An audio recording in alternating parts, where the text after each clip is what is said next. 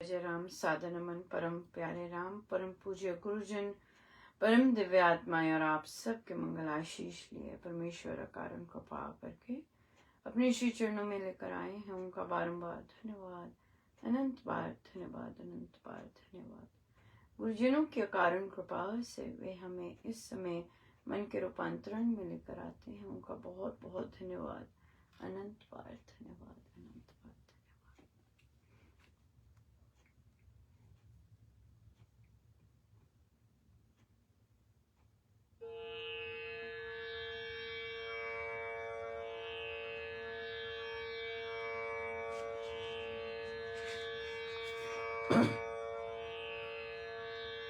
वन्दे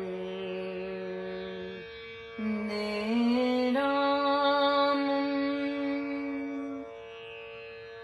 सच्चिदानन्दं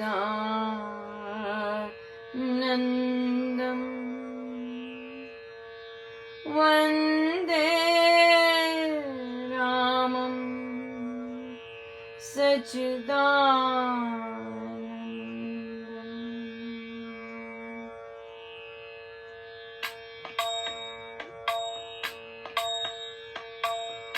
वन्दे रामं सच्चिदानन्दं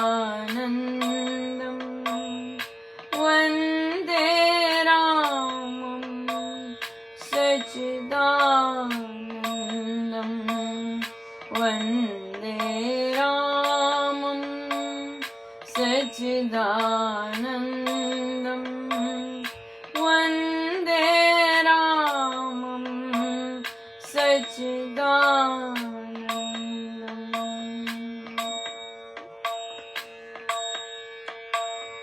परम पावनं प्रियतमरूपम्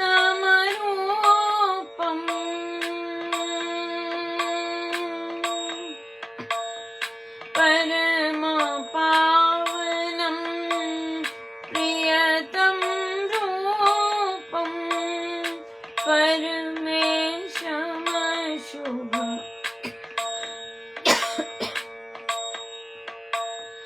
परमेशमशुभ शक्ति स्वरूपम्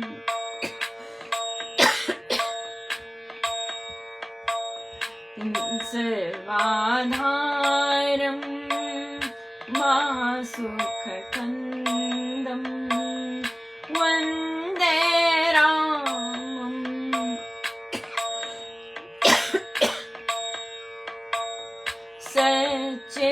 सच्चिदानन्दं वन्दे रामं सच्चिदानन्दं वन्दे रामं सच्चिदानन्दं वन्दे रामं सच्चिदानन्दं वन्दे रामं सच्चिदानन्दम्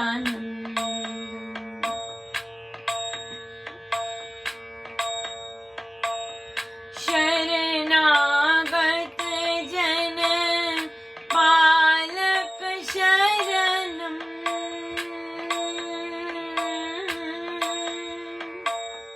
शरणागत जन पालक शरणं विघ्नहरं सुख शान्तिकरणं परमपदं मङ्गलारविन्दं वन्दे रामं सच्चिदानन्दं वन्दे रामं सच्चिदानन्दं वन्दे रामं सच्चिदानन्दं वन्दे रामं सच्चिदानन्दं वन्दे रामं सच्चिदानन्दम् सच्चिदानन्दं वन्दे रामं सच्चिदानन्दं वन्दे रामं सच्चिदानन्दं वन्दे रामं सच्चिदानन्दं वन्दे रामं सच्चिदानन्दं वन्दे रामं सच्चिदानन्दं वन्दे रामं सच्चिदानन्दं वन्दे रामं सच्चिदानन्दं वन्दे रामं सच्चिदानन्दं वन्दे रामं सच्चिदानन्दं वन्दे रामं सच्चिदानन्दं वन्दे रामं सच्चिदानन्दं।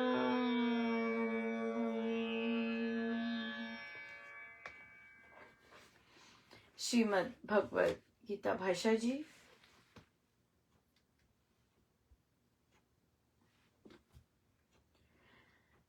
पृष्ठ 38। हे अर्जुन, शरीर में रहने वाले सनातन अपरिमित अविनाशी आत्मा के ये स्थूल, सूक्ष्म और कारण शरीर अंत वाले कहे गए हैं। इस कारण तू युद्ध कर। आत्मा नित्य है, अविनाशी है, वह कारण कार्य भाव से रहित है, वह बनी हुई वस्तु नहीं है, वह सनातन अमर सत्ता है। ऐसा आत्मा अपने अनंत जीवन, अपने सत्य स्वरूप, अपने चेत भाव, अपनी अगम्य गति और अतुल शक्ति के कारण अपरिमित है, माप रहित है। केवल उसके देह ही नाशवान है। इसलिए तू अपने आप के नाश का तथा किसी भी आत्मा के विनाश का विचार छोड़कर अपना कर्तव्य कर्म कर। जीवन मरण की मोह माया में पड़कर निज धर्म को न त्याग। यहाँ पे एक बहुत सुंदर शब्द है आत्मा के बारे में। पहले तो सारी बहुत आत्मा के गुणों का वर्णन किया है कि वह सनातन है, अपरिमित है, अविनाशी है और वह कोई वस्तु नहीं है। वह उसका अपना चेतन भाव है, अपनी अगम्य गति है और माप रहित है। और यहाँ पे एक और है कि वे कारण कार्य भाव से रहित है। कारण की कॉज एंड इफेक्ट, ये किया तो ये हो जाएगा, ये किया तो ये हो जाएगा, राइट। इसलिए आत्मा इस पे डिपेंडेंट नहीं है। तभी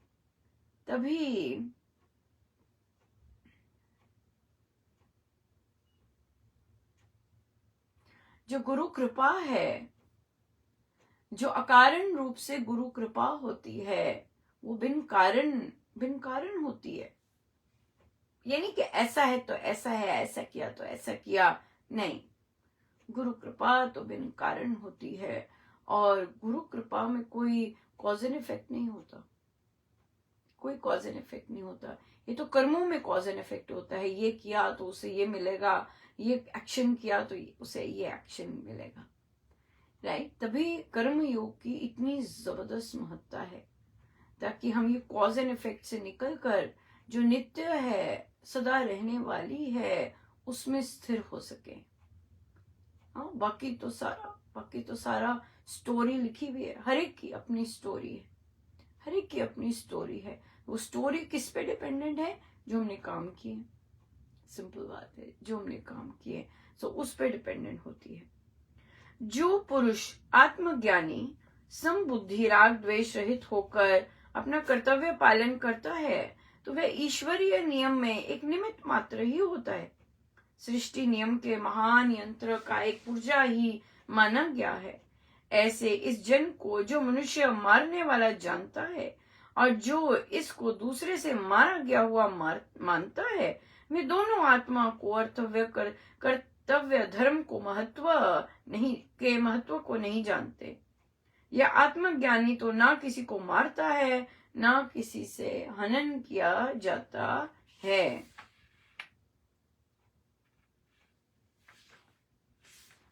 साधारण रूप से जन प्राय देह को ही अपना मानते हैं। ऐसे मनुष्यों के कर्म राग द्वेष और वैर विरोध से हुआ करते हैं। परंतु जो जन समभाव से कर्तव्य पालन करते हैं और जो अपनी अमर सत्ता के ज्ञान से जग जाते हैं, उनके कर्म आत्मा भाव से, सृष्टि नियम से और कर्तव्य बुद्धि से होते जाया करते हैं। इसलिए वे आत्मदर्शी कर्तव्य कर्म करने के अतिरिक्त अन्य कुछ भी नहीं सोचते। जैसे नट की दृष्टि बांस के बोझ को बराबर रखने में लगी रहती है, ऐसे ही कर्मयोगी की दृष्टि समबुद्धि केवल कर्तव्य कर्म में गड़ी हुआ करती है। वह मारने की बुद्धि से किसी को नहीं मारता। वह देह से अपने आत्मा को भिन्न मानता है, इस कारण वह किसी से मारा भी नहीं जाता। कर्मयोगी का लक्ष्य केवल कर्तव्य पालन होता है। उसकी धारणा आत्मसत्ता में सदा निर्भ्रांत बनी रहती है।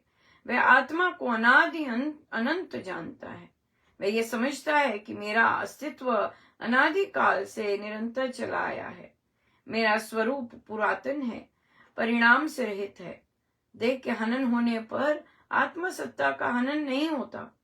आत्मशक्ति तो देह के हनन होने पर उसमें से ऐसे बाहर निकल जाती है जैसे छिद्र हो जाने से मश्क में से वायु और कोश में से विद्युत निकल जाया करती है। समबुद्धि और कर्मयोग। हाँ, निष्काम कर्म, मैं अपना काम कर रही हूं, बस मुझे अपना काम करना है, बस दैट्स इट। ये मैं यहाँ पे इसलिए जा रही हूँ क्योंकि मेरे परमेश्वर ने मुझे नियत किया है कि यहाँ पे जाना है। मैं इस समय यहाँ पर इसलिए बोल रही हूँ क्योंकि मेरे परमेश्वर मुझे लेके आए हैं और उन्होंने नियत किया है, उनकी इच्छा है कि मैं यहाँ पर इस समय प्रभु चर्चा करूं। मैं इस समय बर्तन मांज रही हूं तो मेरे परमेश्वर ने मुझे नियत किया है कि चल भाई, बर्तन मांजने का काम है। मैं गाड़ी चला रही हूं तो मेरे परमेश्वर मुझसे गाड़ी चलवा रहे हैं कि जा भाई, तुझे जाना है। जब हम हर एक कार्य, प्रश्न आया भी था, ये कर्मयोगी कैसे बने? बहुत सुंदर है। जब हमारे अंदर ऐसे विचार आते हैं कि मैं ऐसे कैसे बनूं, मैं ऐसे कैसे बनूं, राइट? इसका मतलब क्या है कि आत्मा उत्थान के लिए रेडी है, राइट? उत्थान के लिए रेडी है। तो जब उत्थान के लिए रेडी होती है तो क्या चीजें तीन आती हैं? सबसे पहले जानना। जब हम इसकी चर्चा करेंगे तो जानेंगे। फिर मानना, राइट? आप उसको प्रैक्टिस करना शुरू करते हैं, वैसे वैसे काम करने शुरू कर देते हैं। उसके बाद अनुभव, फिर प्रभु अनुभव करवा देते हैं कि सब कुछ मैं ही कर रहा हूं, ये सब कुछ मेरे से ही हो रहा है। क्या ये चीज सबको होगी? नहीं। क्या ये चीज उनको होगी जो सुन रहे हैं? नहीं। क्या ये चीज उनको होगी जो देख रहे हैं? नहीं। ये किसको होगी? जो स्वयं ऐसे चल रहा है, जो स्वयं पहले जानता है, फिर मानने की प्रैक्टिस करता है, फिर जाके उसको अनुभव देते हैं, प्रभु देख। राइट? तो इसलिए ये चीजें अनुभव गम्य है। ये सब विज्ञान, महाराज बोलते हैं ना, ये विज्ञान से जानी जाती हैं। ये सारी विज्ञान के अंतर्गत आती हैं। क्यों? क्योंकि हम इसे अनुभव कर सकते हैं, राइट? पहले मानना। कर्मयोग क्या हुआ? फिर कर्मयोगी कैसे बने? कर्मयोगी बने कि हर काम जो कर रहे हैं, आज मुझे सुबह उठाया, मेरे परमेश्वर बड़े धन्यवाद आपका कि आपने मुझे उठाया, राइट? मेरा शरीर चलता नहीं है, मेरा शरीर काम नहीं करता, पर फिर भी आप मुझे रसोई में लेके गए और घर वालों के लिए नाश्ता बनवाया। मेरे परमेश्वर, मैं बेड पे भी लेटी रह सकती थी, लेकिन आपने मुझे उठाया, आपकी शक्ति से आप मुझे लेके गए और आपने मुझसे ये कार्य करवाया। कर्मयोगी। हाँ, उसके बाद मेरे मन में इच्छा हुई कि मैं अपने बच्चे को ये बात बोलूं। मैंने ये बात बोली, उसका फल अच्छा नहीं आया, तो पर मैंने अपने अंदर क्या सोचा, मेरे परमेश्वर ने मुझे प्रेरणा दी और मैंने उससे बात कर दी। खत्म। उसका फल नहीं, अब हम क्या है, फल नहीं देख रहे। अब देखिए फॉर एग्जाम्पल, इसको और इसी सिनेरियो को थोड़ा और चेंज कर लेते हैं। तो हमने धन्यवाद किया कि मेरा शरीर नहीं चल रहा था प्रभु, फिर भी आपने उठाया, आप मुझे लेके गए और आपने मुझे घर के लिए, सबके लिए भोजन बनवाया। किसी को भोजन पसंद ही नहीं आया। सबने कहा ये क्या, ये कैसा भोजन बनाया, ये कैसा भोजन बनाया। तो मैंने क्या किया, मैं कर्म योगी अगर हूं तो मैंने क्या किया, मैं परमेश्वर, ये आपकी दया थी कि आपने मुझे उठाया और आपने मुझसे ये कार्य करवाया। फुल स्टॉप, पूर्ण विराम। कर्मयोगी इसके आगे नहीं जाता। ओहो, मैं इतनी तबीयत खराब थी, मैं इन लोगों के लिए उठ के भी आई और देखो इन लोगों का क्या हाल है कि खा के भी नहीं गए, क्या फायदा, मैं ना ही उठती तो। ये कर्मयोगी नहीं है, ये नॉर्मल संसारी है, रेगुलर साधक, राइट। लेकिन कर्मयोगी क्या करेगा, धन्यवाद प्रभु आपने बनवाया, अपने लिए बनवाया, क्या हो, राइट। तो इसलिए कर्मयोगी हर कार्य मान प्रभु के लिए करता है और ये मान के करता है कि मेरे परमेश्वर मुझसे कार्य करवा रहे हैं, मेरे परमेश्वर मुझसे कार्य करवा रहे हैं। तो क्या हो जाता है फिर, उसका फिर धन्यवाद निकलते, धन्यवाद प्रभु आपने करवाया, धन्यवाद प्रभु आपने ये करवाया, ये चीज आ जाती है, राइट। सो इसलिए कर्मयोगी हर कार्य प्रभु के लिए करता है और हर कार्य के लिए जो भी कार्य करता है उसके लिए धन्यवाद करता है कि प्रभु आपने मुझसे ये कार्य करवाया। बिल्कुल, एब्सोल्युटली, एब्सोल्युटली। सो इसलिए हम अगर कर्मयोगी बनना चाहते हैं तो हमारा यही है। अब दुनिया माने ना माने, यहाँ पे गड़बड़ हमारी होती ही यहीं पे है। ओ हाँ, क्यों क्यों क्यों क्यों ऐसे होती है, क्योंकि हम बोलते हैं कि मेरे महाराज ने मुझसे करवाया, वहां पे आ जाती है गड़बड़, राइट। जब हम बोलते हैं महाराज ने करवाया मुझसे, तो फिर अब अगला तो हर कार्य वैसा नहीं कर रहा, हर अगला तो दूसरा तो इस तरह की आज्ञा का अनुसार नहीं कर रहा, उसे थोड़ी ना, वो उसी स्तर पे थोड़ी ना है कि उसे पता चलेगा, और हम लग जाते हैं समझाने, नहीं, चुप।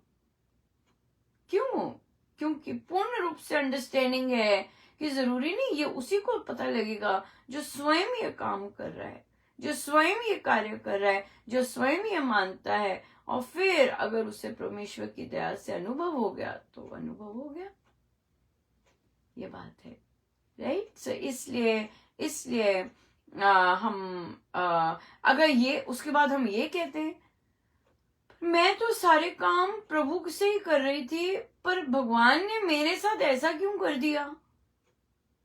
अब यहाँ पे क्या गड़बड़ की, असाइनमेंट कर रहे हैं ना। क्या गड़बड़ हुई, एरर भी तो पता लगनी चाहिए। एरर ये हुई कि हमने फुल स्टॉप पे फुल स्टॉप नहीं किया, कॉमा मार के आगे चले गए। हाँ, कहाँ चले गए, आगे फल पे चले गए, राइट। कर्मयोगी का उसको पक्का क्लियर होता है कि मेरा मेरा फल मेरे एरिया ही नहीं है देखने का, राइट। फल मेरा एरिया ही नहीं है देखने का, और अगर मुझे अगर मैं फल पे देख रही हूं या देख रहा हूं तो फिर या वो तो गलत है, वो कर्मयोगी नहीं बने। फिर कर्मयोगी बस अपना कर्म करके, यहाँ पे देखिए बिल्कुल है, यहाँ पे समभाव से कर्तव्य कर्म करते हैं, सृष्टि नियम, और फिर आत्मदर्शी कर्म, कर्तव्य कर्म करने के अतिरिक्त अन्य कुछ नहीं सोचते। कुछ नहीं सोचते, बस मैं कर्तव्य कर्म कर रहा हूं। हाँ, योगी है तो फिर मुझसे ये समझ है कि मुझसे प्रभु ने करवाया और मेरे प्रभु के श्री चरणों में, बस, नथिंग एल्स। मैंने ऐसा किया, मैंने ऐसा किया, उसने ऐसे किया, उसने ऐसे ये सब नहीं है, ये सब कुछ नहीं है। सो ये तो इसलिए कर्म योगी हर कार्य प्रभु के लिए करता है और हर कार्य प्रभु की शक्ति से करता है। बस यही है, ये है, बड़ा छोटा सा है, बड़ा प्यारा सा है, पर है बड़ा बलशाली।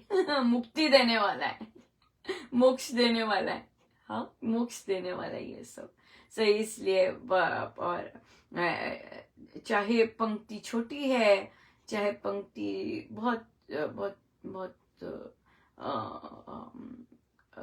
सहज सी है, लेकिन यहाँ तक पहुंचने के लिए तो राम नाम की बहुत नितांत आवश्यक है। और समझ के राम नाम करना, समझ के राम नाम करना। किसी ने कहा, अनुपमा मुझे पूरा विश्वास है प्रभु पे और सब कुछ, तो लेकिन क्या होता है कि जब कोई बात करता है ना कि अच्छा जी सावन के दिन आए, हम वहां जोत जगाने गए, हम ये करने गए, मैंने ये किया, तो मेरे मन में थोड़ा सा कुछ आ जाता है। हाँ, तो ये जो थोड़ा सा कुछ आ जाता है, ये क्या है? संशय है। इसका क्या मतलब है कि मुझे अभी अपने राम का पूर्ण रूप से नहीं पता, मुझे अभी अपने राम के बारे में पूर्ण आस्था नहीं है, राइट? कि राम मंत्र क्या है और उसके देव क्या है, इसकी मुझे समझ नहीं है। इसीलिए किसी ने जब कुछ और वे बात करते हैं कि मैंने ये वाला पूजा की, फिर हमने ये किया, तो मेरे अंदर हो जाते शायद मैं कुछ कम कर रही हूँ, राइट? तो इसलिए स्वामी जी महाराज की साधना को अगर हम राम नाम समझ के लें, जो कि महाराज को बहुत पसंद है, क्योंकि महाराज ने बोला कि मुझे तो 1,00,000 दिन में जाप करने वाले, राइट? और वो बोल गए कि भाई मुझे इतना जाप करने का क्या फायदा है, जो शरीर ही ऐसा कमजोर पड़ गया। महाराज बेचारे कहते कि मुझे तो चिंता होगी, मुझे घबराहट हो रही है, मुझे चिंता हो रही है, ये क्या है, ये क्या हो गया? हाँ, ये क्या हो गया? तो फिर महाराज अपने प्रवचनों में कहते हैं कि अगर हम समझ के राम नाम लें, तो फिर जो हमारे अंदर रूपांतरण आता है, जो हमारे अंदर चेंज आता है, वो बहुत जबरदस्त है, बहुत जबरदस्त आता है फिर, राइट? तो समझ के लेना राम नाम। तो ऐसा नहीं कि बिना समझ के राम नाम प्रभाव नहीं दिखाते हैं, पर हमें नहीं पता कितने, महाराज के शब्द हैं ये, कि कब प्रभाव दिखाएंगे, इस जन्म में दिखाएंगे या अगले जन्म में दिखाएंगे। लेकिन राम को समझ के, राम क्या है, राम के गुणों को समझ के, स्वामी जी महाराज को किस राम ने दर्शन दिए, ये समझ के जब हम करते हैं, तो बात अलग होती है, या बात अलग होती है। सो इसी सिलसिले में फिर आया, अक्सर जब हम बोलते हैं, जब महाराज का प्रवचन आता है, और हम प्रवचन पीयूष जी में भी पढ़ते हैं कि इधर माथा टेका, इधर माथा, मंदिर गए, इधर माथा टेका, इधर माथा टेका, तो साधकों को ऐसे लगता है कि महाराज मंदिर जाने से मना करते हैं। नहीं, ये गलत कॉन्सेप्ट है।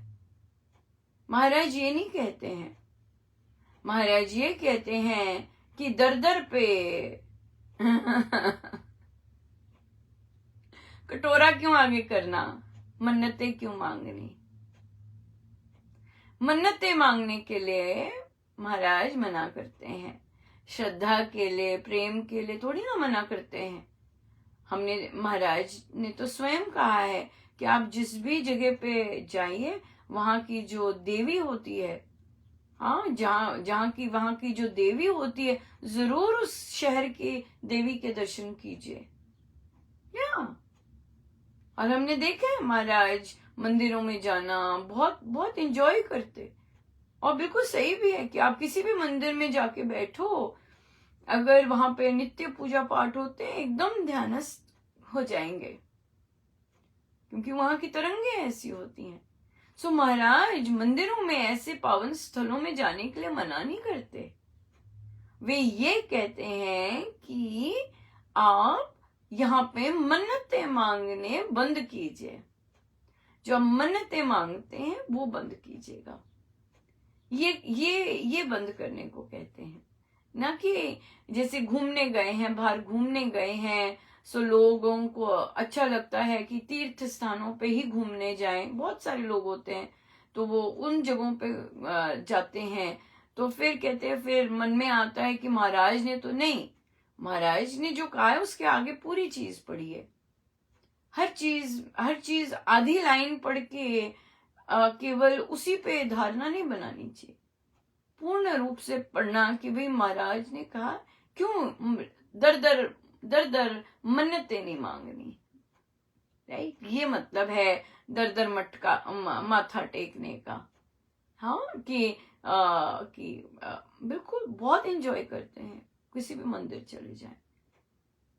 सो इसलिए ये कॉन्सेप्ट्स बहुत क्लियर होने चाहिए, बहुत क्लियर होने चाहिए। देखिए मंदिरों का ही चल रहा है। सो एक साधिका जी, देखिए कितनी सुंदर बात है, महाराज ने कितने सुंदर स्थान दिए हैं जहां हम खुलकर अपने प्रश्न पूछ सकते हैं, खुलकर अपनी जो दुर्बलताएं हैं वो व्यक्त कर सकते हैं।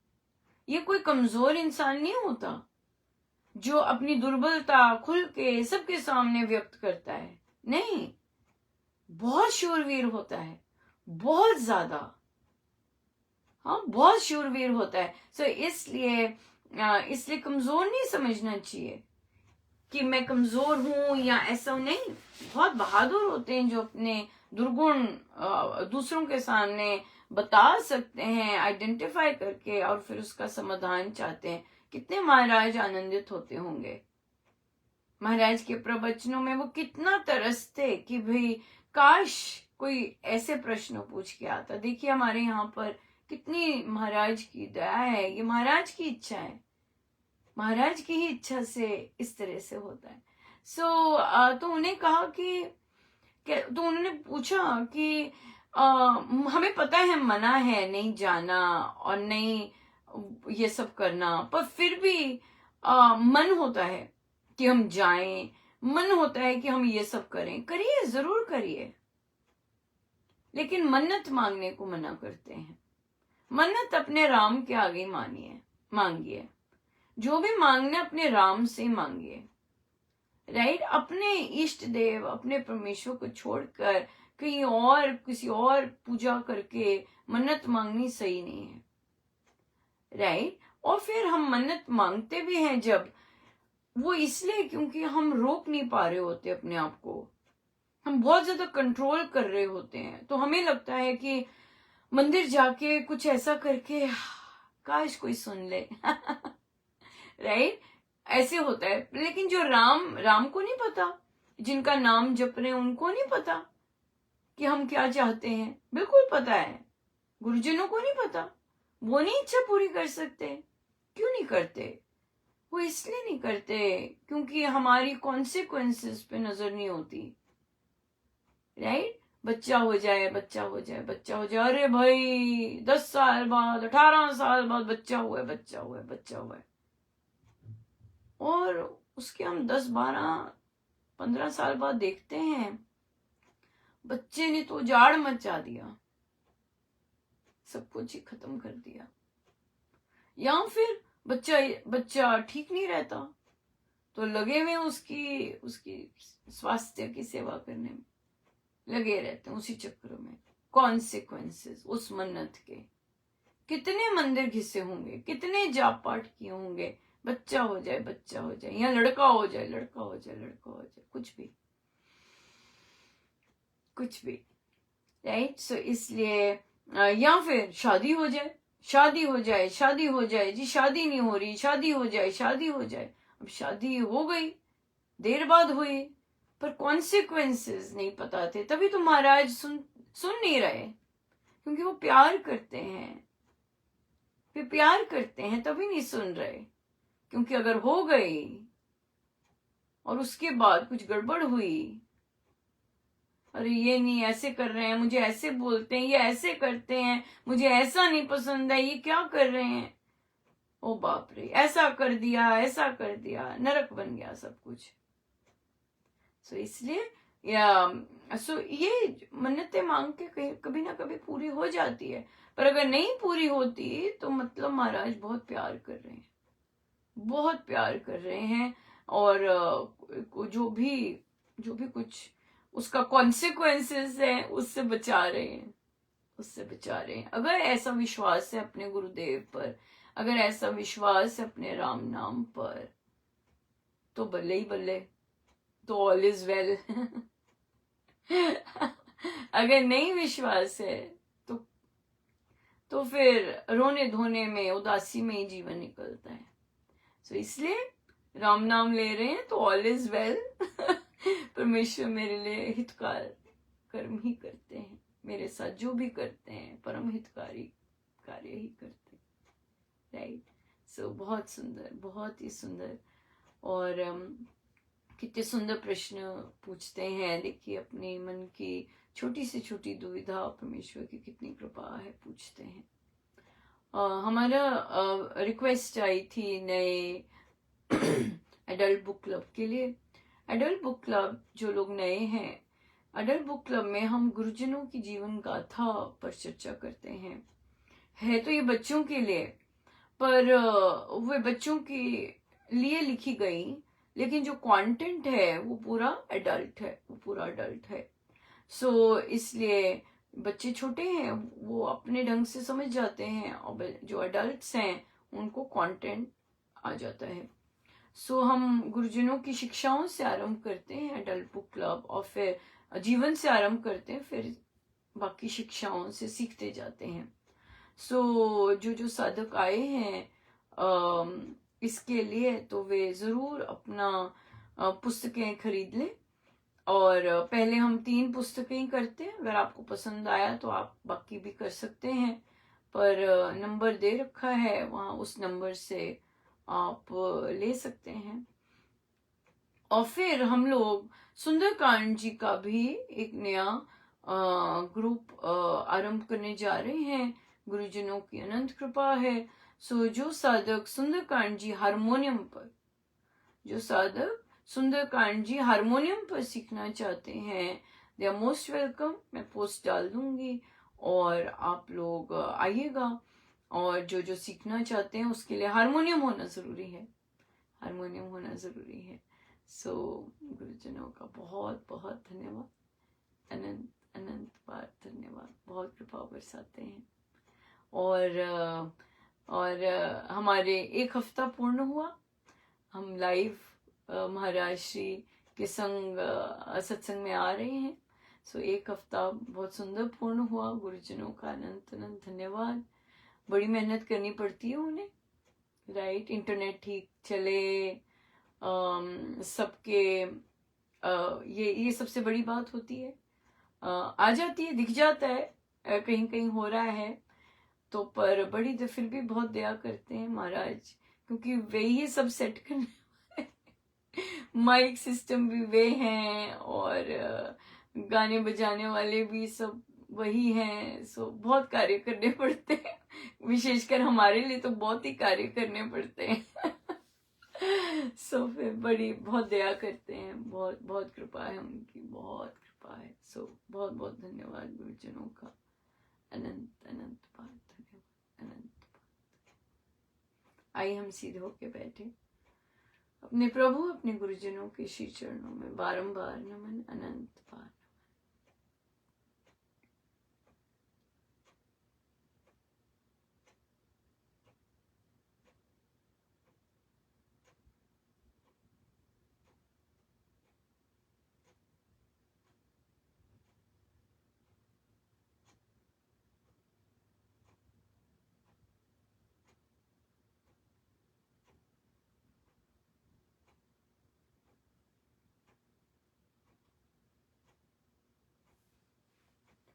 सब गुरुजनों का उनके श्री श्री चरणों में जय जय राम, जय जय राम,